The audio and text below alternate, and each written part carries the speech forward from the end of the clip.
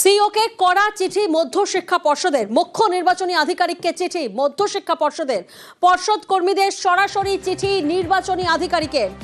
প্রতিনিধি সোমরাজ আমাদের সঙ্গে রয়েছেন, আমরা যোগাযোগের চেষ্টা করব। তবে তার আগে আপনাদেরকে আরো একবার জানাবো, সিইওকে কড়া চিঠি এবার মধ্যশিক্ষা পর্ষদের, মুখ্য নির্বাচনী আধিকারিককে চিঠি মধ্যশিক্ষা পর্ষদের, পর্ষদ কর্মীদের সরাসরি চিঠি নির্বাচনী আধিকারিকের।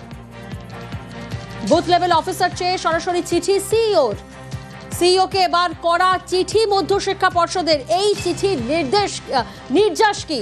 প্রতিনিধি সোমরাজ আমাদের সঙ্গে রয়েছেন। সোমরাজ, দেখো, রাজ্যের মুখ্য নির্বাচনী আধিকারিককে কড়া চিঠি পাঠিয়েছেন মধ্যশিক্ষা পর্ষদের সভাপতি রামানুজ গঙ্গোপাধ্যায়। তুমি জানো যে বিএলও হিসাবে শিক্ষক, শিক্ষিকা এবং সরকারি কর্মীদের নিয়োগ করার কথা বলেছে নির্বাচন কমিশন, কিন্তু মধ্যশিক্ষা পর্ষদের বিপুল সংখ্যক কর্মীকে বুথ লেভেল অফিসার হিসেবে নিয়োগের জন্য সরাসরি চিঠি পাঠাচ্ছে নির্বাচন কমিশন, যাকে ঘিরেই আপত্তি জানিয়েছেন মধ্যশিক্ষা পর্ষদের সভাপতি। তার কারণ, মধ্যশিক্ষা পর্ষদকে প্রথমত সুপ্রিম কোর্টের নির্দেশ অনুযায়ী বিপুল সংখ্যক শিক্ষক নিয়োগের প্রক্রিয়ার জন্য তাদেরও একটি দায়িত্ব রয়েছে এবং সেই দায়িত্ব পরিচালনার জন্য মধ্যশিক্ষা পর্ষদের বিপুল সংখ্যক কর্মীর প্রয়োজন হয়।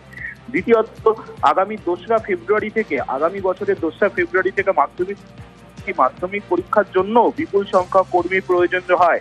সেক্ষেত্রে মধ্যশিক্ষা পর্ষদকে সরাসরি না জানিয়ে কিভাবে সরাসরি পর্ষদের কর্মীদের চিঠি পাঠিয়ে বিএলও হিসাবে নিয়োগের কথা বলছে, তা নিয়ে আপত্তি জানিয়ে কড়া চিঠি মধ্যশিক্ষা পর্ষদের সভাপতি সিইওকে লিখেছেন বলেই পর্ষদ সূত্রে খবর। এবং শুধু তাই নয়, সেই চিঠিতে এটাও বলা হয়েছে যে যেভাবে তারা চিঠি লিখছেন পর্ষদের কর্মীদের তা আপত্তিজনক এবং যে চিঠিগুলি দেওয়া হয়েছে সেগুলি যাতে অবিলম্বে প্রত্যাহার করে নেওয়া হয়। তার কারণ, মধ্যশিক্ষা পর্ষদ যে কাজটি করেন সেটি ছাত্রছাত্রীদের জন্য, ছাত্রছাত্রীদের ভবিষ্যতের কথা মাথায় রেখে, তাই পর্ষদের সমস্ত কর্মীদের বিএলও হিসেবে নেওয়ার কথা বলা হচ্ছে।